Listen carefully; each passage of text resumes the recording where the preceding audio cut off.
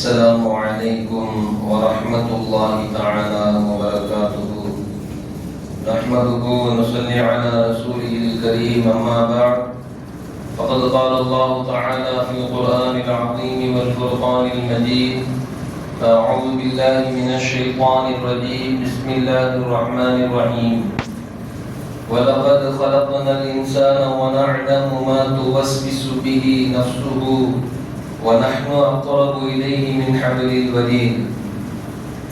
صدق الله مولانا العظيم.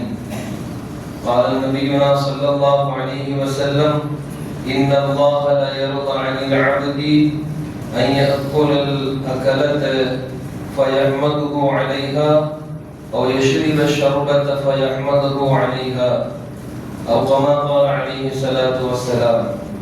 صدق رسول الله صلى الله عليه وسلم. புகழனைத்தும் புகழுக்குரிய அல்லாஹ் ஒருவனுக்கு உரித்தாகட்டுமாக. அவனது கருணையே உருவான கண்மணி காத்தமுன் நபியின் ஸல்லல்லாஹு அலைஹி வஸல்லம் அவர்களின் மீதும், அன்னாரின் அடிச்சுவடுகளை அடிப்பிசகாமல் அப்படியே பின்பற்றி வாழ்ந்து காட்டி சென்ற உத்தம சத்திய சஹாபாக்கள், தாபிஈன்கள், தபஅ தாபிஈன்கள், ஷுஹதாக்கள், நாதாக்கள், நல்லவர்கள், வலிமார்கள், குறிப்பாக அமர்ந்திருக்கக்கூடிய நம் அனைவர்களின் மீதும் அல்லாஹ்வின் கருணை மலை குறைவின்றி நிறைவாக என்றென்றும் நின்று நிகழட்டுமாக. ஆமீன். கண்ணியமிக்கவர்களே, அல்லாஹ்வின் நல்லடியார்களே, உலகத்தில் வாழக்கூடிய ஒவ்வொரு மனிதனும் தன்னுடைய எண்ணங்களில்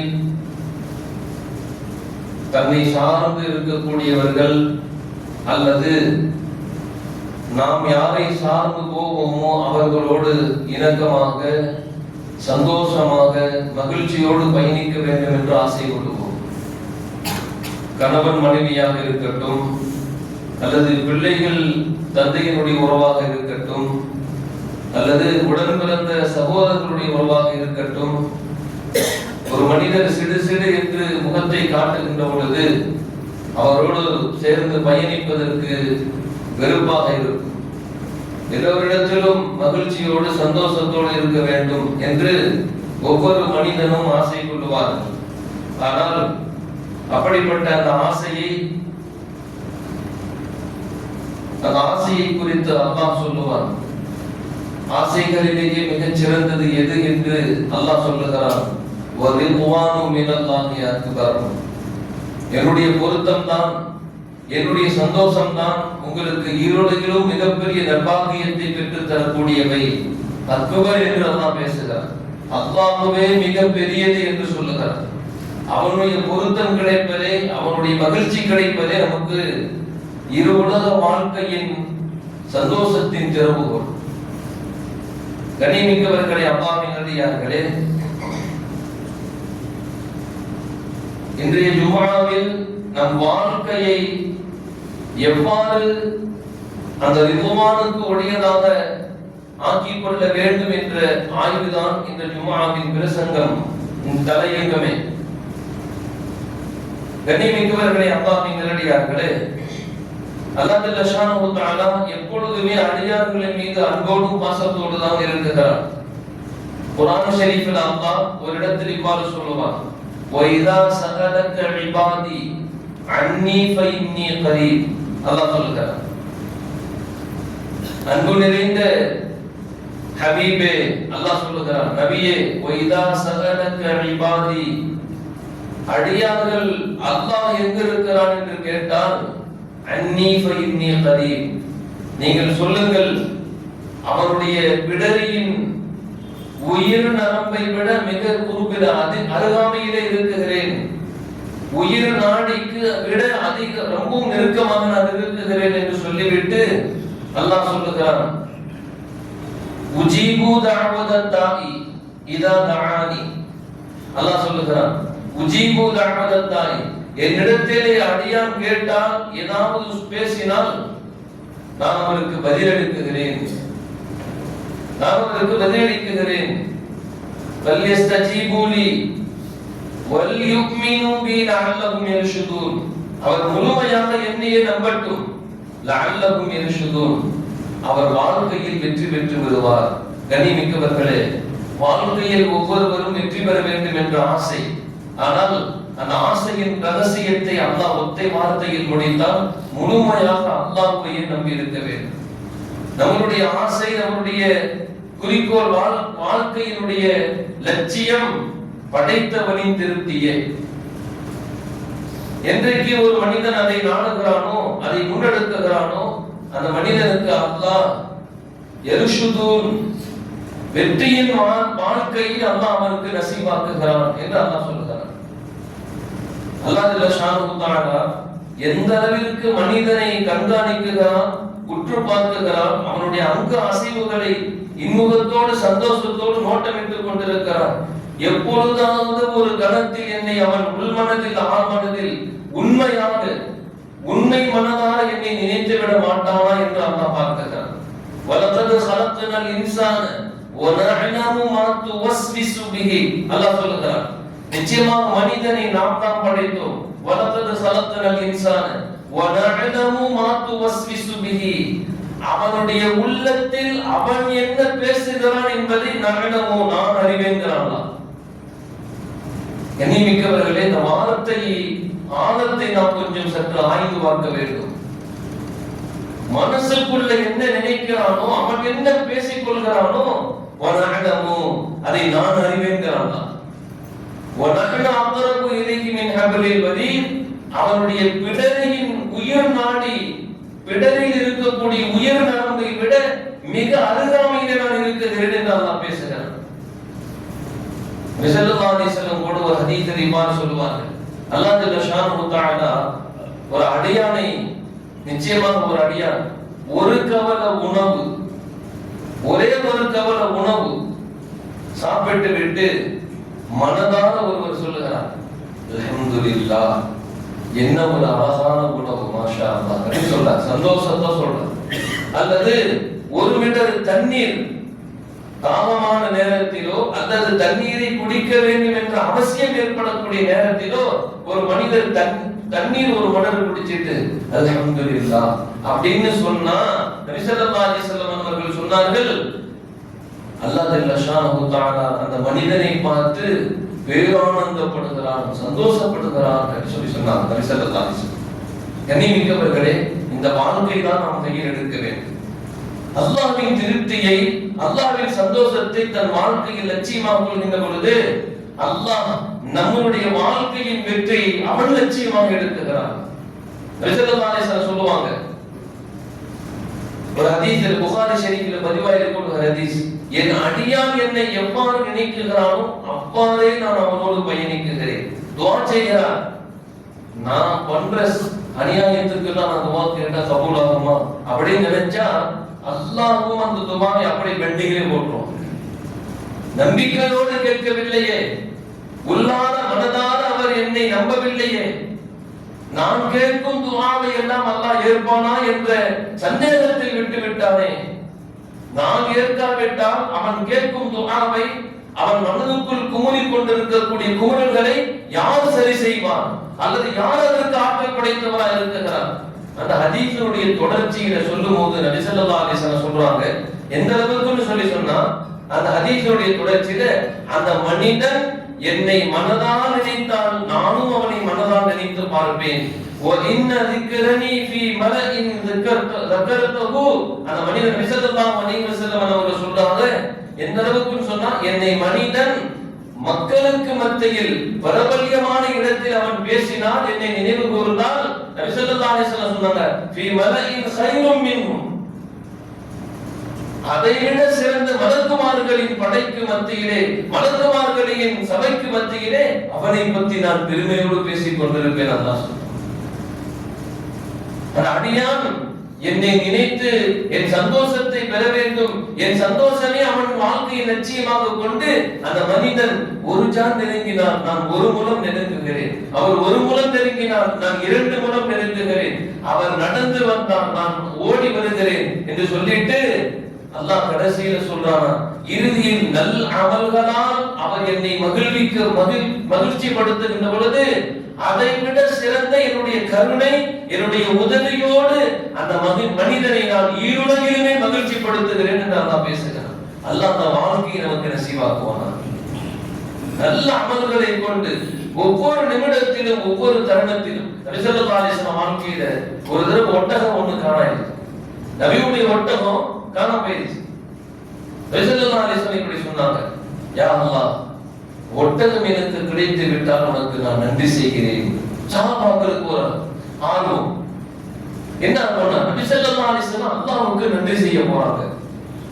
அது என்ன செய்யறாங்களோ அதை பார்த்து நம்மளும் அல்லாஹ்வுக்கு நன்றி செஞ்சு அல்லாஹ்வை சந்தோஷப்படுத்திடணும், அல்லாஹ்வை குஷாக்கிடணும் அப்படின்னு ஒரு ஆனந்தம், ஒரு ஆர்வம் சஹாபாக்களுக்கு. ஒட்டகம் கிடைச்சிருச்சு. நபி ஸல்லல்லாஹு அலைஹி வஸல்லம் ஒட்டகத்தை பிடிச்சிட்டு போயிட்டே இருக்கிறாங்க. சஹாபாக்கள் ஆர்வம். நபி ஸல்லல்லாஹு அலைஹி வஸல்லம் என்ன மறைவா போய் அல்லாஹ்வுக்கு நன்றி செய்வாங்க, என்னதான் கண்டுபிடிச்சிருன்னு பின்னாடியே போறாங்க. ஒரு சஹாபாக்கள் கொண்ட ஒரு குழு பின்னாடியே போறாங்க. நபி ஸல்லல்லாஹு அலைஹி வஸல்லம் தெரியும். நபி ஸல்லல்லாஹு அலைஹி வஸல்லம் முன்னால் எவ்வாறு நாம் பார்க்கிறோமோ அதுபோல பின்னாடியும் பார்க்கும் திறன் கொண்டவர்கள் நாயகம் ஸல்லல்லாஹு அலைஹி வஸல்லம். சஹாபாக்களுடைய வருகையை நபி ஸல்லல்லாஹு உணர்ந்து கொண்டு, தோழர்களே என்னை ஏன் பின்தொடர்கிறீர்கள் கேட்டார். யா ரசூலல்லாஹ், நீங்க அல்லாஹ்வுக்கு நன்றி செய்யறேன்னு சொன்னீங்க, எப்படி நன்றி செய்யறீங்கன்னு தெரிஞ்சுக்கிறதுக்காக நீங்க எல்லாத்துக்கும் ஆர்வம் கூடிடுச்சு. அதை பார்த்து நாங்களும் அல்லாஹ்வுக்கு நிறைய நன்றி செய்யணும். நான் சொன்ன வார்த்தை நீங்கள் கேட்கவில்லையா சொன்னாங்க. யா ரசூலல்லாஹ், என்ன சொன்னீங்க? அல்லாஹ்வுக்கு நன்றி. அல்ஹம்துலில்லாஹ்னு சொன்னேன். அல்ஹம்துலில்லாஹ்னு சொன்னேன். நபி ஸல்லல்லாஹு அலைஹி வஸல்லம் ஒரு நியமத்தை அனுபவித்து அல்லது ஒரு நியமத்தை பெற்றதற்கு பின்பு அல்ஹம்துலில்லாஹ் என்று சொன்னால் அன்றைக்கு அந்த மனிதனை பார்த்து அல்லாஹ் அவ்வளவு பேரானந்தப்படுகிறான் என்று சொன்னார் நபி ஸல்லல்லாஹு அலைஹி வஸல்லம். தன் வாழ்க்கையில் அனுதினமும் நாம் தொடும் ஒவ்வொரு சந்தோஷத்தையும் ஒவ்வொரு நியமத்திற்கும் அல்ஹம்துலில்லாஹ் சொல்கின்ற பொழுது அல்லாஹ் நம்மை பார்த்து பேரானந்தப்படுகிறான். கண்ணியமிக்கவர்களே, இதற்காக வேண்டி ஒரு அவசியம் இல்லை.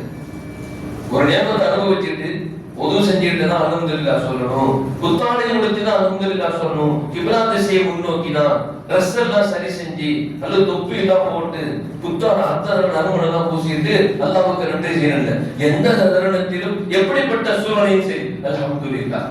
தண்ணி குடிக்கிறோம், அல்ஹம்துலில்லாஹ், அல்லாஹ் சந்தோஷப்படுவான். அந்த தண்ணி குடித்தலை அல்லாஹ் மலக்குமார்களுக்கு மத்தியிலே சந்தோஷத்தோடு சொல்வான், என் அடியான் நீங்கள் என்ன சொன்னீர்கள்? பூமியில் குழப்பத்தையும் ரத்தத்தையும் ஓட்டுவார்கள் என்று சொன்னீர்களே, என் அடியான் ஒவ்வொரு நியமத்திற்கும் என்னை நினைத்து மகிழ்ச்சியோடு அன்போடு சந்தோஷத்தோடு அல்ஹம்துலில்லாஹ் என்னை புகழுகிறான். நீங்கள் பைத்துல் ஹம்து என்று அவருக்கு ஒரு வீடை கட்டுங்கள் அல்லாஹ் சொன்னான் சொர்க்கத்தில். நம்ம சொல்ற வார்த்தை அல்லாஹ்வுக்கு பிடிச்சு அந்த தருணம் அல்லாஹ் கபூலியத்துடைய தருணமாக இருந்தால் அல்ஹம்துலில்லாஹ்ங்கிற ஒத்த வார்த்தையில் சொர்க்கமே நமது காலடியில். அல்லாஹ் நமக்கு நசீபாக்குவானா. ஒவ்வொரு நேமத்துக்கும் அல்ஹம்துலில்லாஹ். தூங்க எந்திரிச்சா அல்ஹம்துலில்லாஹ், தூங்க போறோம் அல்ஹம்துலில்லாஹ், சந்தோஷத்தோடு வீடு வந்து சேர்ந்தோம் அல்ஹம்துலில்லாஹ். கண்ணியமிக்கவர்களே, ஒவ்வொரு நேமத்தும் அனாதையானது. அந்த நேமத்து கையை விட்டு போகின்ற பொழுதுதான் அதனுடைய குவாலிட்டி, அதனுடைய மதிப்பு தெரியும். போயிருச்சு, ஒண்ணு செய்ய முடியல. கண்ணியமிக்கவர்களே, அல்லாஹ் ஜல்ல ஷானஹு வ தஆலா அடியார்களிடத்தில் எதிர்பார்ப்பது விடிய விடிய தொழுது இல்லை, விடிய தொழுதுகிட்டே இரு, விடிய தஸ்பீஹ் செஞ்சுக்கிட்டே இரு, எந்த நேரமும் பள்ளியிலே கடை, எந்த நேரமும் தியானத்திலே கடை, காட்டுக்கு போயிரு, துறவியா ஆயிரு, அப்படியே மலை குன்றுக்குள்ள போய் உட்கார்ந்து நீ மாத்திரம் நோம்பு வச்சுக்கிட்டு சுப்ரான ஓதிக்கிட்டு தஸ்பீஹ் செஞ்சுக்கிட்டே இரு. அல்லாஹ் அந்த வாழ்க்கையை விரும்புறது இல்லை. ஸல்லல்லாஹு அலைஹி வஸல்லம் இப்படி வாழ்ந்தாங்க. சக மனிதர்களோடு வாழ்வார்கள், ஆனால் தன் வாழ்க்கையின் தொடர்பை அல்லாஹ்வோடு ஒன்றித்து வைத்திருப்பார்கள். அல்லாஹ்வோடு ஒன்றித்து ஒவ்வொரு தருணத்திலும் ஒவ்வொரு விஷயத்திலும் ரப்பை மறக்காமல் நினைவுபடுத்திக் கொண்டே இருப்பார். தன்னுடைய சுயத்தை பூர்த்தி செய்ய உள்ளே நுழைகின்ற பொழுதும் துஆவோடு, சுயத்தை பூர்த்தி செய்து வெளியே வருகின்ற பொழுதும் துஆவோடு, அல்லாஹ்வை எந்த இடத்திலும் மறவாமல். கண்ணியமிக்கவர்களே, அந்த வாழ்க்கை தான் நம் வாழ்க்கையின் ரகசிய வெற்றி, வாழ்க்கையின் வெற்றி. நபி ஸல்லல்லாஹு அலைஹி வஸல்லம் அவர்கள் சொன்னார்கள், மூணு விஷயத்தை மூணு விஷயத்தை செய்கின்ற மூணு மனிதர்களை பார்த்து அல்லாஹ் சிரிக்கிறான், சந்தோஷப்படுகிறான். அல்லாஹ் அந்த வாழ்க்கை வாழ நமக்கு தௌஃபீக் செய்வானாக. மூன்று விஷயம் தான் போதும். தொழுகையில வரிசையில நிக்கிறார் பாருங்க, அந்த மனிதரை பார்த்து அல்லாஹ் சந்தோஷப்படுகிறான். இரண்டாவது நபி ஸல்லல்லாஹு அலைஹி வஸல்லம் யுஸல்லி ஃபீ ஜௌஃபில் லைல், நடுநிசையில் எழுந்து தொழக்கூடியவரை பார்த்து அல்லாஹ் சிரிக்கிறான், சந்தோஷப்படுகிறான், பேரானந்தப்படுகிறான். மூணாவது செய்தி, போரிலே எல்லாரும் பொறுமுதுகிட்டு ஓடியதற்கு பின்பும் கூட இவர் தனித்து நின்று எதிரியோடு போராடுகிறார், அல்லது மரணிக்கிறார், அல்லது அல்லாஹ்வின் உதவியோடு உயிரோடு மீண்டும் வீடு திரும்புகிறார் என்று சொன்னால், இந்த மனிதர்களை பார்த்து அல்லாஹ் பேரானந்தப்படுகிறான், சிரிக்கிறான், சந்தோஷப்படுகிறான் என்று நபி ஸல்லல்லாஹு அலைஹி வஸல்லம் சொன்னார். தொழுகையில வரிசையில் நிற்கக்கூடிய மனிதனை பார்த்து அல்லாஹ் ஏன் சந்தோஷப்படணும்? அல்லாஹ் குர்ஆன் ஷரீஃப்ல சொல்றான், வமா ஸலத்துல் ஜின்ன வல் இன்ஸ இல்லா லியஅபுதூன், வமா ஸலத்துல் ஜின்ன வல் இன்ஸ இல்லா லியஅபுதூன், மனிதனையும் ஜின்னினத்தையும் வணங்குறதுக்கு தான் படைச்சேங்க. மனிதனை யாத கைப்பிடிச்சு தொழுகைக்கு வந்து இழுத்துக்கிட்டுலாம் வரதில்லை, நிர்பந்தத்தோடு இழுத்துக்கலாம் வரதில்லை. ஆகு சத்தம் கேட்ட உடனே அவர் பள்ளிக்கு தானாக வருகிறார். ரெண்டு சந்தோஷம் அல்லாஹ்வுக்கு. அந்த மனிதன் ஆசைப்பட்டா தொழுகைக்கு வராம வேலையில் அப்படி போய்கிட்டே இருக்க முடியும், ஏதாவது வேலை செஞ்சுட்டு போயிட்டே இருக்கலாம். அல்லது அதெல்லாம் விட்டுட்டு வராது பாருங்க, அது ஒரு சந்தோஷம் அல்லாஹ்வுக்கு. இன்னொரு பெரிய சந்தோஷம் அல்லாஹ்வுக்கு. ரெட்ட சந்தோஷம் என்னன்னு சொன்னா, ஷைத்தான் வந்து அல்லாஹ் கிட்ட சொல்லிட்டு வந்தான், யாரெல்லாம் உங்களுடைய நன்மைகளை அடைய வேண்டும் என்று முயற்சிக்கிறார்களோ அத்தனை பேருக்கு நான் வழிகெடுப்பேன். ஒரு பகுதி வர மாட்டேன், உன் கண்ணியத்தின் மீது சத்தியம்னு சொல்லிட்டு வந்தான். ஷைத்தான் சத்தியம் செய்ததை அல்லாஹ் குர்ஆன் ஷரீஃபில் பதிவு செய்றான். உன் கண்ணியத்தின் மீது சத்தியம் என்று சொல்கிறேன், எல்லா பேத்தையும் கொண்டு போய் நரகத்துல தள்ளிடுவேன், எல்லாத்தையும் பாவம் செய்ய வைப்பேன். இந்த ஒரு அடையான் பள்ளிக்கு நம்ம தொழுகைக்கு வந்த பாருங்க, நம்ம சாதாரணமா நினைக்கிறோம், சும்மா தொழுது லகு தொழுகைக்கு 10 நிமிஷம் தொழுதுட்டு போயிடுறோம், அசர் தொழுகைக்கு 10 நிமிஷம் தொழுது வெளியே போயிடுறோம். இதை நம்ம சாதாரணமா நினைக்கிறோம். நபி ஸல்லல்லாஹு அலைஹி வஸல்லம் சொன்னாங்க, அல்லாஹ் பார்த்து பேரானந்தப்படுகிறார், ஷைத்தானுடைய சூழ்ச்சி அந்த இடத்திலே முறியடிக்கப்படுகிறது. ஷைத்தான் மெசேஜ் இருக்கும், அது இதுன்னு ஏதாவது மனசுல போடுவான், வரும்போது தான் ரெண்டு கஸ்டமர் வருவான், வரும்போது தான் முக்கியமான போன் வரும், தொழுதுட்டு போயிடுவோம்னு போன் ஆன் பண்ணிட்டோ அது போனை கட் பண்ணிட்டு வந்துடுவார் வேகமா. அல்லாஹ் அந்த மனிதரை பார்த்து அவ்வளவு சந்தோஷப்படுகிறான். நபி ஸல்லல்லாஹு அலைஹி வஸல்லம் ரெண்டு சந்தோஷம், உன்னோட ஷைத்தானுடைய சூழ்ச்சி அந்த இடத்துல முறிஞ்சு போச்சு, அவருடைய பாச்சா பலிக்கல. இரண்டாவது, இந்த மனிதன் தன் தேவையை கொஞ்சம் நேரம் ஒத்தி வச்சுட்டு அல்லாஹ்வுக்காக வேண்டி வந்து நிற்கிற அந்த மனிதனை பார்த்து மலக்குமார்களின் சபையிலே அல்லாஹ் சந்தோஷத்தோடு பேசுகிறான், என் அடியானை பாருங்கள், என் அடியானை பாருங்கள், என்னை வணங்கிக் கொண்டே இருக்கிறான், என்னை வணங்குவதற்காக வேண்டி அவன் தேவையை ஏற்படுத்தி, அவனுக்கு தேவை இருக்கிறது, ஆனாலும் என் மீது அவன் என்னை சந்தோஷப்படுத்த வேண்டும் என்று அவனுக்கு ஒரு ஆசை. அல்லாஹ் சொல்லுவானா, அவன் மகிழ்ச்சியில் நான் நிற்பேன் என்று சொல்லுவான். அல்லாஹ் அந்த பாக்கியத்தை நசீபாக்குவானாக. நம்ம தொழுகிறது அல்லாஹ்வுடைய சந்தோஷம். யா அல்லாஹ், நான் தொழுகும் இந்த தொழுகையை பார்த்து நீ ரப்பே நீ திருப்தி பெற வேண்டும், நீ சந்தோஷப்படணும், நீ சந்தோஷப்பட்டா அல்ஹம்துலில்லாஹ். இரண்டாவது செய்தி, நடுநிசையில் எழுந்து தொழுவது. நடுநிசையில் எழுந்து தொழுவது. நபி ஸல்லல்லாஹு அலைஹி வஸல்லம் சொன்னாங்க, எனக்கு அல்லாஹ் சில விஷயங்களை ஃபர்லாக்கி இருந்தான், அல்லாஹ் சில விஷயங்களை ஃபர்லாக்கி இருந்தான், ஆனால் என் உம்மத்துக்கு அது சிரமமாக இருக்குமோ என்று நான் நினைத்தேன், அதை அல்லாஹ் இலகுவாக்கி தந்து விட்டான், என் உம்மத்துக்கு லேசாக்கி தந்துட்டான், அதை நஃபீலாக்கி வச்சிட்டான். அமல் என்னது? ஃபதஹஜ்ஜத் பிஹி நாஃபிலத்தல் லக், தஹஜ்ஜுடைய தொழுகை, நடுநிசையில் எழுந்து தொழக்கூடிய தொழுகையை அல்லாஹ் உங்களுக்கு சுலபமாக்கி வைத்து விட்டான், லேசாக்கி வைத்து விட்டான் என்று சொன்னான். உபரி வணக்கத்தை போல கண்ணியமிக்கவர்களே, நபி ஸல்லல்லாஹு அலைஹி வஸல்லம் சொன்னாங்க, இங்கே ரெண்டு சந்தோஷம். ஏன்னா ஷைத்தான் ஒரு மனிதன் தூங்க போகும்போது அவனுடைய 3 முடிச்சு போடுவான், அதுல ஒரு முடிச்சு இன்னும் நீண்ட நேரம் இருக்குது தூங்கு, இன்னும் நீண்ட நேரம் இருக்குது தூங்கு அப்படி சொல்லிட்டு முடிச்சுகளை போடுகிறான். ஒரு மனிதர் தஹஜ்ஜுக்காக வேண்டி தொழுகின்ற பொழுது அந்த மனிதனை பார்த்து அல்லாஹ் அவ்வளோ சந்தோஷம், அவ்வளோ ஆனந்தப்படுவான். அல்லாஹ் அவன் நினைச்சா தூங்கிடலாம், அவன் நினைச்சா பிரியப்பட்டா தூங்கலாம், அதற்கு வாய்ப்புண்டு. அருகாமையிலே அவனுக்கு பிரியப்பட்ட மனைவி, பிரியப்பட்ட மனைவி, அவருக்கு பிடித்தால் போல் அவருக்கு படுத்துறங்கக்கூடிய எல்லா உபகரணங்கள், எல்லா விஷயமும் அவருக்கு பிடிச்ச மாதிரி, பெட்டுனா பெட்டு, கட்டில்னா கட்டு, கீழே பாய் போட்டுனா ஏசினா ஏசி, ஃபேன்னா ஃபேன் காத்து, இயற்கை காத்துனா அதுக்கு தகுந்தால் போல் எல்லாம் வச்சுட்டு தூங்குறாரு. ஆனாலும் கூட அந்த கொஞ்ச நேரம் அல்லாவை எப்படியாவது எழுந்து வணங்கிடுவே தஹஜ்ஜுக்காக வேண்டி ஆசைப்பட்டு 2 ரக்காத் எந்திரிச்சு தொழுகிறாரு பாருங்க. அது எவ்வளவு பெரிய பொக்கிஷம், அது எவ்வளவு பெரிய பாக்கியம் என்பதை இறைவழியில் அல்லாவை அடைந்து கொண்ட மிகப்பெரிய ஒரு வலியுல்லாஹ் ஒரு கிதாப் எழுதியிருக்கிறார். ஹிதாயத்துல் அதுகியா மின் தரீகில் அவுலியா அப்படி சொல்லிட்டு ஒரு கிதாப், அழகான ஒரு கிதாப். அது அற்புதமான ஒரு வார்த்தை. எப்படிப்பட்ட வார்த்தை தெரியுங்களா? ஃபலரகஅதானி மினஸ் ஸலாத்தி பிலைலத்தின் கன்ஸும் பிதாரில் குல். எப்படிப்பட்ட வார்த்தை பாருங்க. உனக்கு முடிஞ்ச ஒரு 2 ரக்காத், ஃபலரகஅதானி 2 ரக்காத் மினஸ் ஸலாத்தி பிலைலின், இரவு நேரத்தில் தொழக்கூடிய நசீப் உனக்கு கிடைக்குமானால், உனக்கு கிடைச்சிட்டுனா ஒரு 2 ரக்காத்தாவது தொழுது. அது அந்த 2 ரக்காத்தினுடைய குவாலிட்டி, கிஃப்ட் என்ன, அதனுடைய மதிப்பு என்ன? நபி ஸல்லல்லாஹு அலைஹி வஸல்லம் அவர்கள் எவ்வளவு பெரிய ரகசியத்தை உள்ளடக்கிய வார்த்தை பாருங்க. கன்ஸும் பிதாரில் குல்த், நிரந்தர வாழ்க்கையின் பொக்கிஷம்னு சொன்னாங்க. தஹஜ்ஜுத் தொழுகைக்கு நிரந்தர வாழ்க்கையின் வைடூரியங்கள் எல்லாம் அதை விட வெளிமதிக்க முடியாத அது ஒரு பொக்கிஷம்னு சொன்னாங்க. 2 ரக்காத் தொழுகை தஹஜ்ஜுடைய தொழுகை. கண்ணியமிக்கவர்களே, குர்ஆன் ஷரீஃபில் அல்லாஹ் நஃபீலான வணக்கங்கள் இருக்கு பாருங்க. அந்த வணக்கங்கள்ல தஹஜ்ஜுத் தொழுகை ஒண்ணு. தஹஜ்ஜுத் தொழுகையை பத்தி குர்ஆன் ஷரீஃபில் பேசுற மாதிரி வேற விஷயத்தை பேசுறது உபரியான வணக்கங்கள்ல.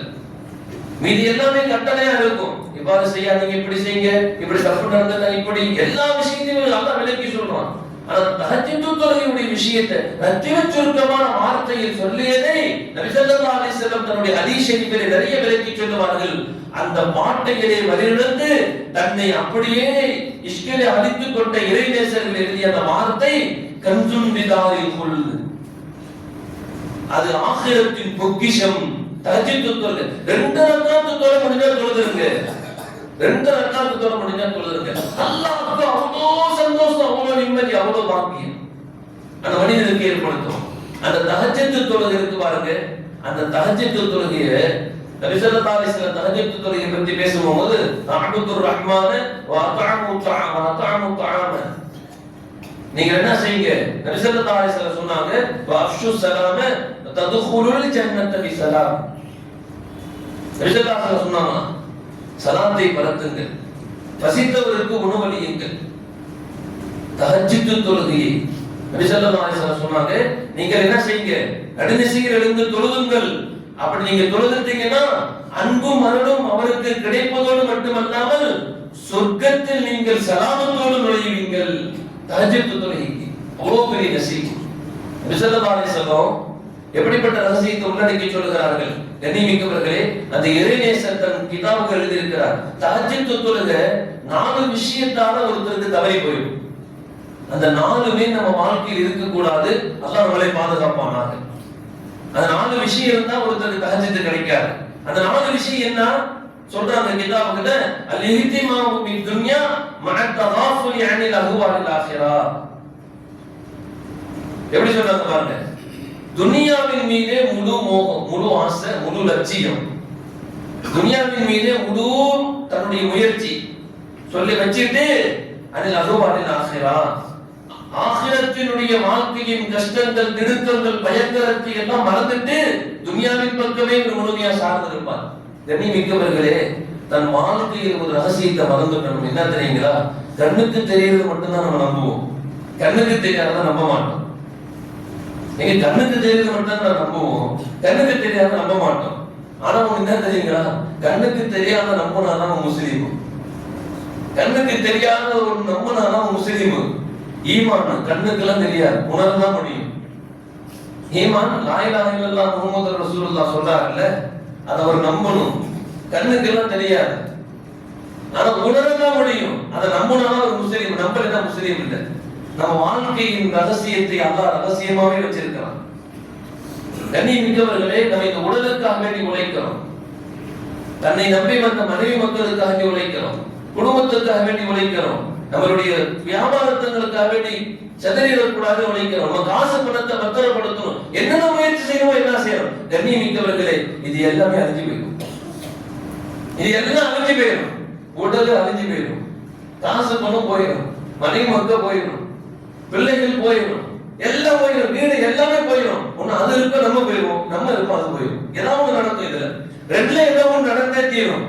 ஆனால் நம்மளுடைய ஈமான் இருக்கு பாருங்க, ஆகிரத்துடைய வாழ்க்கை இருக்கு பாருங்க, அது அழியவே அழியாது, அழியவே அழியாது.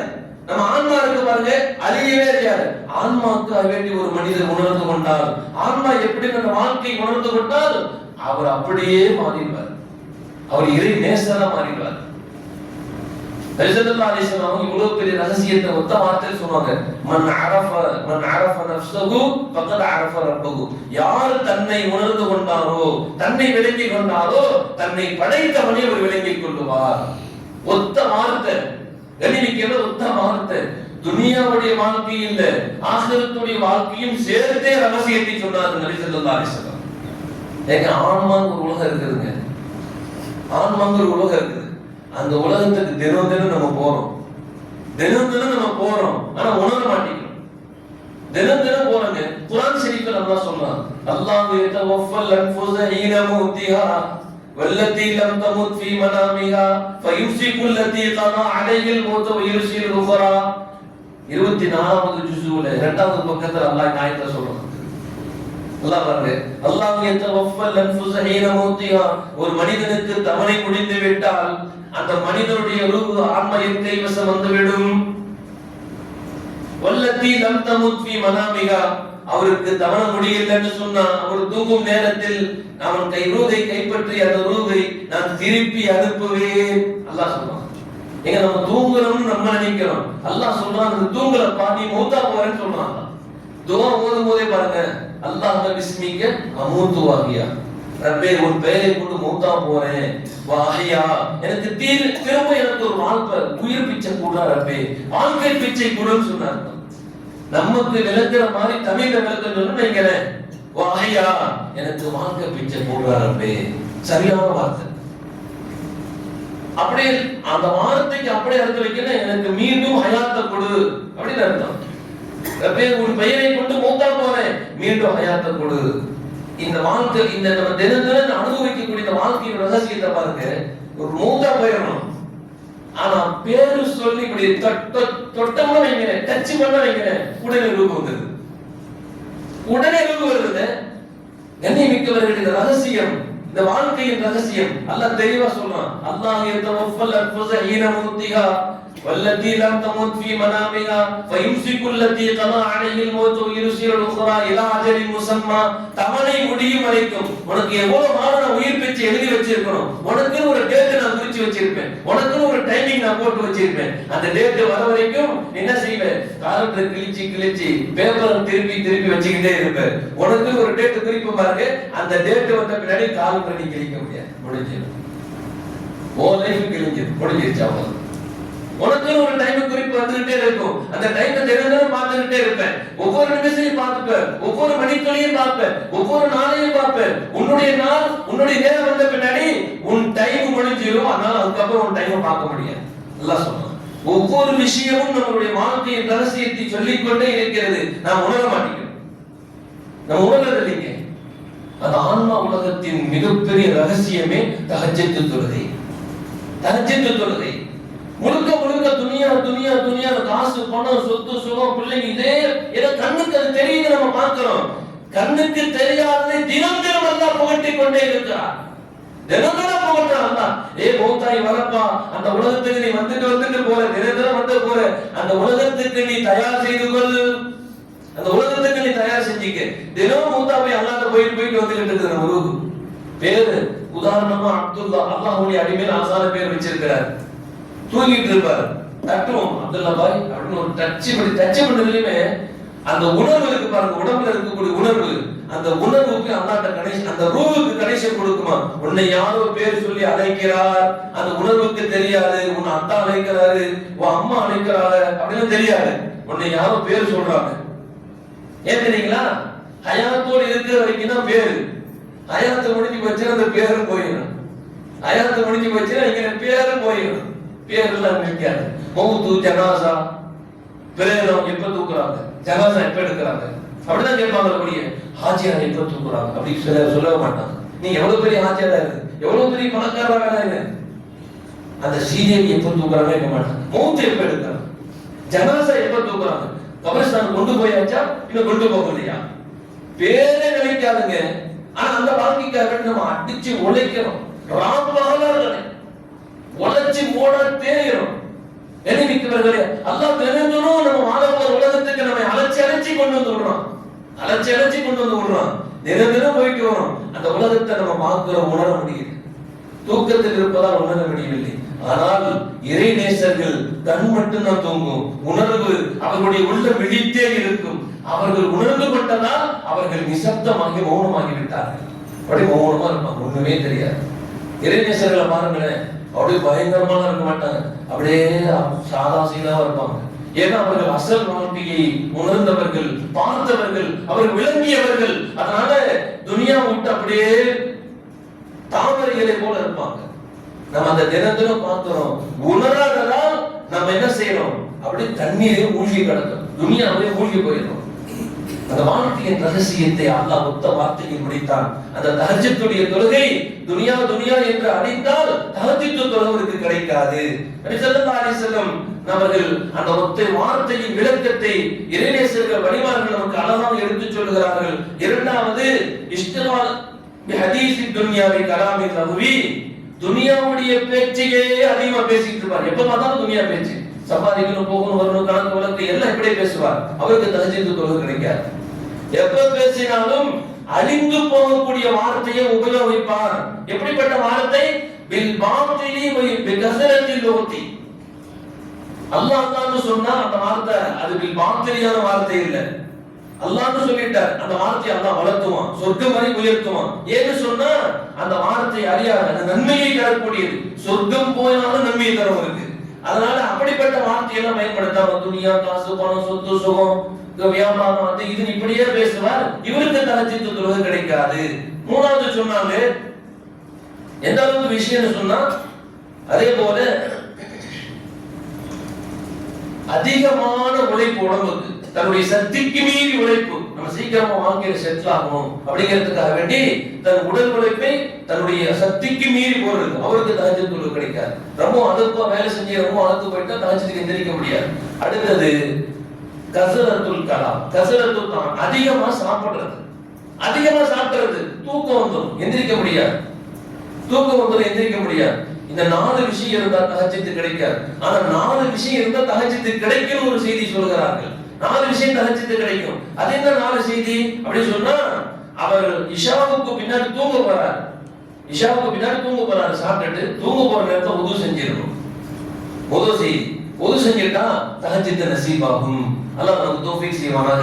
இரண்டாவது சொல்றாங்க, அந்த மனிதர் கபலல் குரூபி, கபலல் குரூபி ஷம்சி, சூரியன் மறையறதுக்கு முன்னாடி, அசர் தொழுதுக்கு பின்னாடி என்ன செய்யணும், மக்ரிப் வரைக்கும் ஜிக்ருகளில் ஈடுபடணும். தஸ்பீஹ் செய்யறதுல, இஸ்திக்ஃபார் செய்யறதுல அப்படி ஈடுபடணும். அப்படி ஈடுபட்டா அந்த மனிதருக்கு நசீபாகும். மக்ரிப் தொழுதுட்டு மக்ரிபுக்கு இஷாவுக்கு மத்தியில குர்ஆன் ஷரீஃப் ஓதுதல் அல்லது ஏதாவது திக்ர் செய்தல், தொழுகையில் ஈடுபடுதல், நஃபிலான இபாதத்துகளில் ஈடுபடுதல், இப்படி ஈடுபட்டா அவருக்கு தஹஜ்ஜுத் தொழுகை நசீபாக்குவான்னு சொல்லி சொன்னாங்க. கண்ணியமிக்கவர்களே, நமக்கு டைம் பாஸே அவ்வளவுதான். இப்போ உள்ள மனிதர்களுக்கு நண்பர்கள் காலேஜ் அல்லது பின்னாடி வேலைக்கு முடிச்சு முன்னாடி மாப்பிளவா அப்படி போனோம், வேற காஃபி ஷாப் போறது, பெரிய பெரிய நல்ல ஹோட்டலுக்கா போறது, சாப்பிட்டுட்டு நேரங்கள் இப்படியே போயிருக்கு. அது மார்க்க தடை சொல்லல, எவ்வளவு உயர்வான நல்ல உயர்வான உணவுகளை உண்ணுங்கள், மார்க்கம் தடை சொல்லல. ஆனால் படைத்தவனை மறந்துடக்கூடாது. டைம் பாஸுக்காக வேண்டி அந்த நேரம் தான் அதிகமா போகுது. எங்கேயாவது பார்க்கல, எங்கேயாவது பீச்சுகள், இப்படியே நேரம் மீனான செல்லுகள் இப்படியே போயிருக்கு. அப்போ ஒரு மனிதர் மக்ரிபில் இருந்து இஷா வரைக்கும் உண்டான நேரத்தை தொழுகையில் திக்ர் செய்வதில் அல்லது குர்ஆன் ஷரீஃப் ஓதுவதில் ஈடுபடுத்தினால் அவருக்கு என்ன செய்யும், தஹஜ்ஜுத் தொழுகை நசீபாகும். அடுத்து சொன்னாங்க, 4வது செய்தி என்ன செய்யறார்கள், இஷாவுக்கு பின்னாடி அல்லாஹ் சம்பந்தப்பட்ட பேச்சுகள் அல்லாமல் வேறு ஏதாவது துன்யா சார்ந்து பேசக்கூடிய பேச்சு, அது அதிகமாக இருந்தால் தஹஜ்ஜுத் தொழுகை கிடைக்காம போயிடும். என்ன செய்யணும்? அதிகமா பேசக்கூடாது, தூங்கிடணும். இந்த 4 விஷயம் இருந்தால் தஹஜ்ஜுத் கிடைக்கும்னு சொல்லி சொன்னாங்க. நம்ம வாழ்க்கையில் ஒரு லட்சியம் வைக்கணும். ரப்பே, எப்படியாவது என் வாழ்க்கையில் தஹஜ்ஜுத் தொழுகை தொழுவதற்கு நசீபாக்குவாயாக. ஏன்னு சொன்னா அல்லாஹ்வின் அன்பும் பொருத்தத்தையும் பெற்றவர்களுக்கு மட்டும்தான் அல்லாஹ் தஹஜ்ஜுத்தை நசீபாக்குவார். கண்ணியமிக்கவர்களே, இன்னொரு முக்கியமான செய்தி என்ன தெரியுங்களா? தஹஜ்ஜுத் தொழுது தயவு செய்து யாரும் வெளியே சொல்லிடாங்க. தஹஜ்ஜுத் தொழுது யாரும் வெளியே சொல்லக்கூடாது. தஹஜ்ஜுத்துக்கு எந்திரிக்கிறாங்க, ஃபஜ்ர் தொழு அப்படியே தள்ளுதுங்க, தூக்கம் சீக்கிரம் தள்ளு. கண்ணியமிக்கவர்களே, ஏன் தெரியுங்களா தஹஜ்ஜுத் வச்சது? அது வெளியே தெரியக்கூடாது. எல்லாரும் தூங்குற நேரத்துல படைத்தவனுக்கும் அவனுக்கு மட்டுமே அந்த கனெக்ஷன், அந்த தொடர்பு. அந்த தொடர்பை வெளிப்படுத்திக்க நீங்க மனசுக்குள்ள பெருமை வந்துடும். மனசுக்குள்ள பெருமை வந்துடும். ஒரு மனிதனுக்கு பெருமை இருக்குதா இல்லையாங்கிறது ஒரே விஷயத்தை வச்சு கண்டுபிடிச்சிடலாம். அதற்கும் அந்த கிதாபுகள் விளக்கம் சொல்லுகிறார்கள். ஒரு மனிதனுக்கு மதகும் ரப்பும் சமாவா இருக்கும், புகழும் இகழ்ச்சியும். ஒருத்தர் புகழ்றாரு, அவருக்கு சந்தோஷம் வராது. அல்லாஹ் தான் செய்ய வச்சான், நம்மளே போய் புகழ்றாரு அப்படின்னு போய்கிட்டே இருப்பார். ஒருத்தர் ஏதாவது பேசுறாரு, திட்டுறாருன்னு நீங்களே, அல்லாஹ் நடத்துறான், இவரை திட்ட வைக்கிறான், அது அவருக்கு மன வருத்தத்தை தராது. இவருக்கு மட்டும்தான் பெருமை இல்லை. புகழ்ந்தா சந்தோஷம் வருது, இகழ்ந்தா கோபம் ரோஷம் வருதுன்னு சொன்னா அவர் உள்ளத்திலே பெருமை இருக்கிறது என்று சொன்னார்கள். அல்லாஹ் நமக்கு அப்படிப்பட்ட துர்குணத்தை விட்டு பாதுகாப்பானாக. தஹஜ்ஜுத் தொழுகை தொழுகும் பாக்கியத்தை நசீபாக்குவானாக. அல்லாஹ் சந்தோஷப்படக்கூடிய அமல்களை, இபாதத்துகளை தன் வாழ்க்கையில் லட்சியமாக, தன் வாழ்க்கையின் எல்கையாக ஆக்கிக் கொள்வதற்கு நசீபாக்கி தருவானாக. வாசல் ரஹ்மான் அல்ஹம்துலில்லாஹி ரப்பில் ஆலமீன். அஸ்ஸலாமு அலைக்கும் வரஹ்மத்துல்லாஹி வபரகாத்துஹு.